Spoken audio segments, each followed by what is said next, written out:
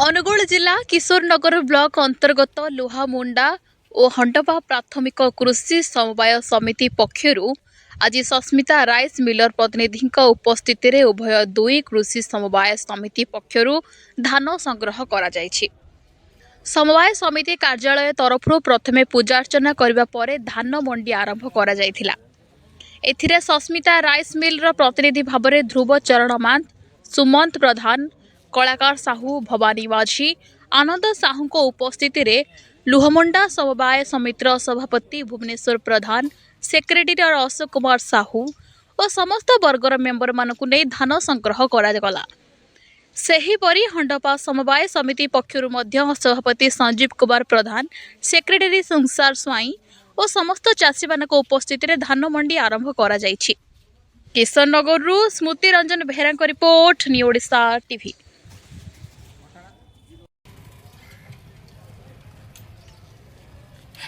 Sasmita rice mill ନେଉଛି ସୁରୁଖୁରୁରେ ଆମର ମଣ୍ଡି ଚାଲିବ। ଚାଷୀ ଭାଇ ମାନେ ସମସ୍ତେ ସହଯୋଗ କରିଛନ୍ତି।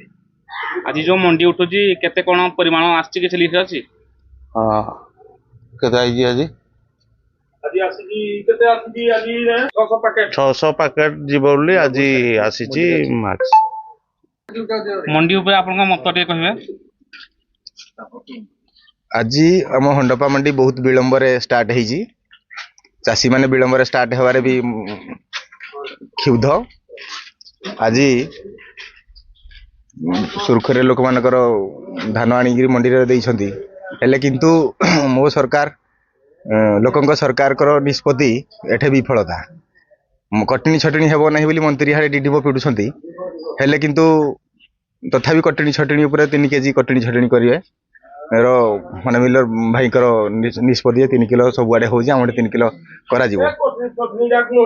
ତାପରେ 3 କିଲୋ କଟଣି ଛଟଣି ହଉ ପଛେ ଆମର ଧାନ ଯାଉ, କିନ୍ତୁ ଚାଷୀ ମାନଙ୍କର ଆଜି ଯୋଉ ସହମତି ହେଲା ହେଇ କଟଣି ଛଟଣିରେ ବି ଆଜି ଧାନ ଯିବ।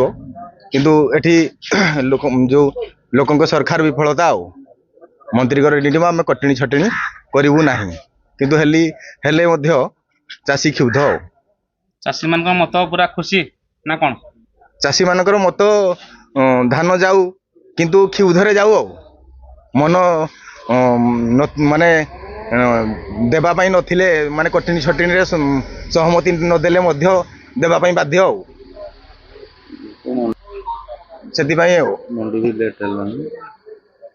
ବିଳମ୍ବରେ ହେଲେ ମଧ୍ୟ ଆଜି ମଣ୍ଡି ଆରମ୍ଭ ହୋଇଛି। ଏତେ ବିଳମ୍ବ ହେବା ଦ୍ୱାରା ଚାଷୀମାନେ ବହୁତ ଅସନ୍ତୋଷ ପ୍ରକାଶ କରିଛନ୍ତି ଅଞ୍ଚଳବାସୀ, ଯେଉଁଟାକି ଆମର ନଭେମ୍ବର ମାସକୁ ଧାନ ଯିବା କଥା। ମଣ୍ଡି ଷ୍ଟାର୍ଟ କରୁଛନ୍ତି ଆପଣ, ୟା ଉପରେ ଆପଣ କଣ କହିବେ? ମୁଁ କହିବାକୁ ଚାହୁଁଛି ସାର୍, ମୁଁ ସସ୍ମିତା ରାଇସ୍ ମିଲ୍ ଆସିଛି। ଆମର ସୋମବାର, ମଙ୍ଗଳବାର, ଶନିବାର 3 ଦିନ ଥିଲା ସପ୍ତାହକୁ ଧାନ ଉଠେଇବା ପାଇଁ, ତେଣୁ ସମୟ ଲେଟ୍ ହେଇଯାଉଛି। ଯେହେତୁ ଆମେ ଧାନ ଆଜି ଉଠେଇବୁ। କେତେ ଆଜି ନେବାର ଅଛି, କିଛି ଲିଷ୍ଟ ଅଛି? କିଛି ଲିଷ୍ଟ ନାହିଁ, ଯାହା ଆପଣ ଲିଷ୍ଟ ମାନେ ବାହାରିବ ଉଠିବ ନା ଉଠେଇବୁ। ନମସ୍କାର। ଆମ ଲୁହାମୁଣ୍ଡା ଆଦର୍ଶ ପ୍ରାଥମିକ କୃଷି ସମବାୟ ସମିତିର ଆଜି ମଣ୍ଡିର ପ୍ରଥମ ଦିବସ। ଆଜି ଧାନ ଉଠିବ, ଚାଷୀ ହସିବ। ସରକାର ପ୍ରତିବର୍ଷ ପରି ଏବର୍ଷ ବି ମଧ୍ୟ ଚାଷୀକୁ ସମୃଦ୍ଧ କରିବା ପାଇଁ ଏକ ଉଚିତ ଦରରେ ଚାଷୀର ଧାନ କିଣିବା ବ୍ୟବସ୍ଥା ଆରମ୍ଭ କରିଛନ୍ତି। ଯଦିଓ କିଛି ଦିନ ଗଡ଼ି ଯାଇଛି, ତଥାପି ଚାଷୀ ଏଥିରୁ ଲାଭବାନ ହେବ। ସର୍ବପ୍ରଥମେ ଆମ ଏଇ ଲୁହାମୁଣ୍ଡା ଆଦର୍ଶ ପ୍ରାଥମିକ କୃଷି ସମବାୟ ସମିତିର ଯେତେ ଚାଷୀ ଭାଇ ଅଛନ୍ତି ସମସ୍ତଙ୍କୁ ଆମେ ଶୁଭେଚ୍ଛା, ଅଭିନନ୍ଦନ। ଆମ ଡାଇରେକ୍ଟର ବୃନ୍ଦ, ଆମ ଯେତେ କର୍ମଚାରୀ ବୃନ୍ଦ ଅଛନ୍ତି ଏହି ସମବାୟ ସମିତିର ତରଫରୁ ଶୁଭେଚ୍ଛା ଏବଂ ଅଭିନନ୍ଦନ ଜଣାଉଛୁ।